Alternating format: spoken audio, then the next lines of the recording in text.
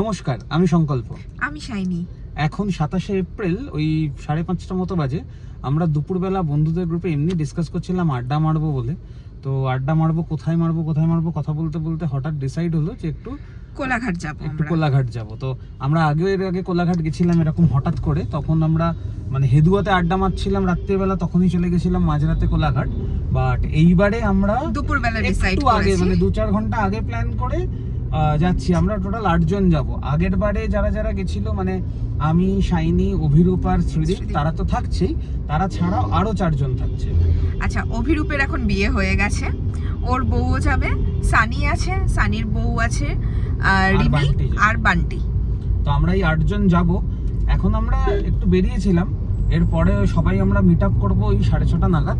এখন আমরা cake delivery করতে গেছিলাম, কেক ডেলিভারি হয়ে গেছে।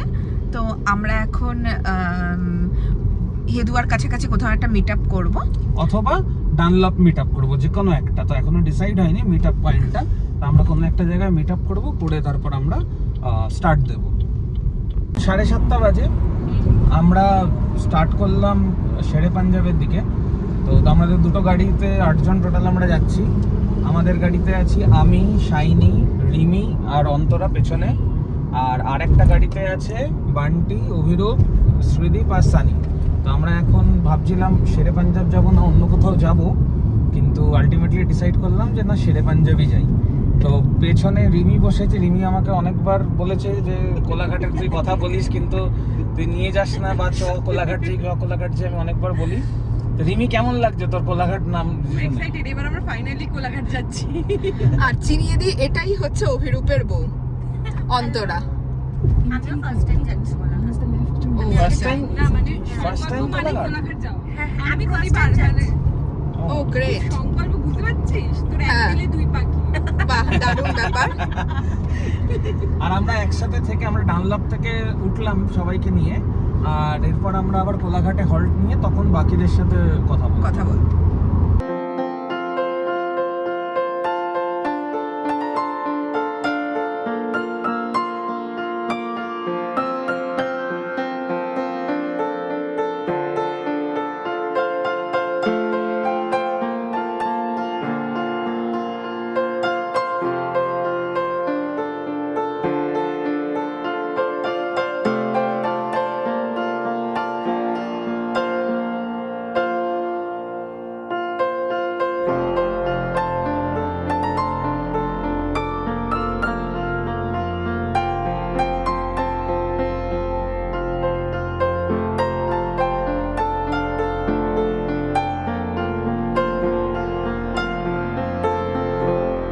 এখন 8:42 বাজে।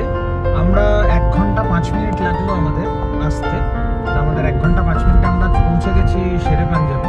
সামনে হর্স স্টেবল আছে, একটা মন্দিরও বানিয়েছে। হর্স স্টেবলটা আগের বার যখন আমরা এসেছিলাম তখন ছিল না। এটা নতুন এডিশন।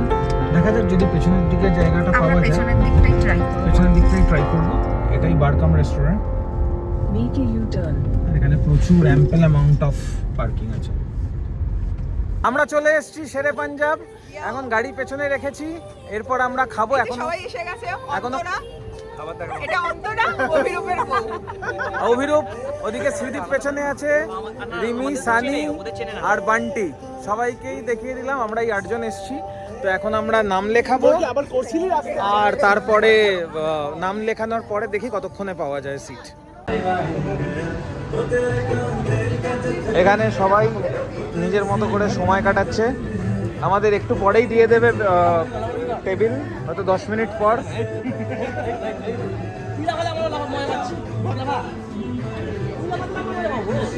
এদের মনে হচ্ছে ওরা পাঞ্জাবে চলে এসছে, আর এখানে দুলছে। এখন 9:13 বাজে, প্রায় আধ ঘন্টার উপর দাঁড়ানোর পরে আমরা একটা সিট পেলাম। তো আমরা এই সিটটায় বসবো 8 জনের। এখন 10টা বাজতে 15 মিনিট বাকি। আমরা আধ ঘন্টা বসেছিলাম অর্ডার দিয়ে। তো আমরা স্টার্টার সবই অর্ডার করেছি, কিন্তু এখন সবে আমাদের মকটেল এসছে। আমার ব্লু লেগুন, বান্টির এসছে স্পেশাল মকটেল, আর বাকি সবাই এসছে সুইট লাইম সোডা। বান্টিটা গ্রিন অ্যাপেল স্পেশাল। আর এই দিকটাতে আমি একটু এরাও খাচ্ছে chicken reshmi kabab, chicken tandoori, chicken malai kabab আর আফগানি ফিশ। এটা আর এখানে দেওয়া হচ্ছে তা এইগুলো আমরা এখন খাবো, খেয়ে দেখি টেস্ট করে কেমন। আমাদের মালাই টিক্কা হাফ প্লেট আছে, বাকি হাফটা আমরা চেঞ্জ করিয়েছিলাম কারণ এর আগেরটাতে প্রচণ্ড মিষ্টি ছিল। আমরা শুনে নেবো অভিরূপ কী বলছে এই মালাই টিক্কা। এই মালাই টিক্কাটা একটু দেখান। এর আগের মালাই টিক্কাটা নাড়ুর মতো ছিল, প্রচুর সরস্বতী পুজোর নাড়ু যেমন হয় না, পুরো ওরকম না। আমি খেয়েছি, আমার ইনসুলিন স্পাইক হয়ে গেছে, মাংস খেয়ে ইনসুলিন স্পাইক। মাই গড। আর সেটা এবার বলার এটা পর দিয়েছে, সেটা বলার পর এটা দিয়েছে, চেঞ্জ হয়ে গেছে। এটা খেয়ে আমার একটু হ্যাপিনেস স্পাইক হয়েছে। তাহলে সেটা ভালো হয়েছে। এটা ভালো কথা হয়েছে। এখানে স্মৃতি ফোনে কথা বলছে, আমি এখানে। আমি আর নারকোল নাড়ু আর চিকেন খাবো না। আচ্ছা, বাকি খাবারগুলো কেমন হয়? বাকি খাবারগুলো তো ভালোই ছিল। আমরা এখানে বান্টি দিচ্ছে, এখন আমরা এটা টেস্ট করে আরেকবার দেখব। খাবার চলে এসছে, এটা আমাদের বাটার চিকেন, এটা আমাদের ফিশ টিক্কা, তাছাড়া আমাদের গার্লিক নান এসেছিল, চিজ গার্লিক নান এসছে। তা আমরা আগে ছবি তোলা হয়নি, আগে খাওয়া শুরু করে দিয়েছি। এদিকেও সেম জিনিসটা আমরা নিয়েছি, আর তার সাথে আমরা ভর্তা অর্ডার করেছিলাম। আমরা চিকেন বাটার মশলা অর্ডার করেছিলাম, বলেছিল 4 পিস। তো এখানে শাইনির প্লেটে 1 পিস তো আমরা তুলেছিলাম, রিমির প্লেটে 1 পিস, এখানে একটা লেগ পিস আছে, আর সাথে যে 4 পিসটা সেটা এইটা। এটা কোনো পিসই না, সাইড থেকে এটা জাস্ট কেটে গেছে। এদেরকে বলার পর এরা বলছিল এটা ডিনাই করছিল।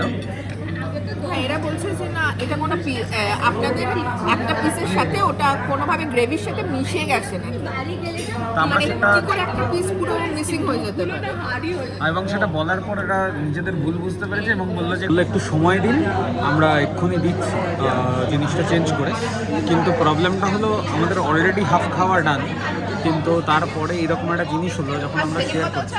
বাটার গার্লিক নান নিয়েছি, আমরা নানটা তো পুরো ঠান্ডা হয়েছে, আমরা কতক্ষণ ওয়েট করবো। তো এবার এটা বলার পর ফার্স্টেই নর্মালি ডিনাই করে না, হবে না, এটা নেই, আমরা ঠিক দিয়েছি। তো আমরা বললাম যখন সিসিটিভি ক্যামেরা চেক করে নিলে কে কতটা দেওয়া হয়েছে এবং কতটা কীরকম করে পিস তোলা হয়েছে, তো তখন ওরা বললো যে আচ্ছা ঠিক আছে, আমরা ব্যবস্থা করছি।